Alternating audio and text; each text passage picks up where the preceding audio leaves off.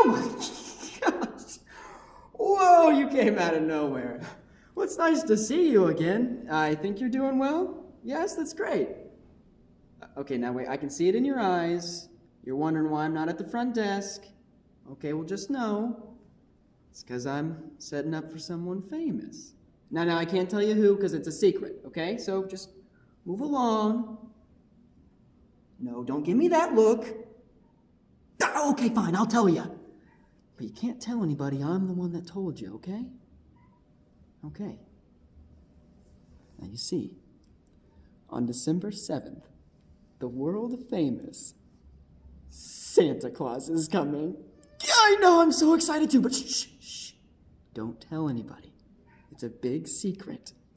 I think between 2 and 5, you can even take photos with Santa, you and your pet. Isn't that awesome?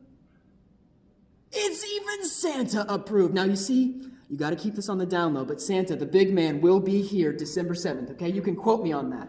Oh, and keep in mind, you don't want to say anything to anybody, or you'll end up on Santa's naughty list. Isn't that right, Santa? That's right. I'll see you later.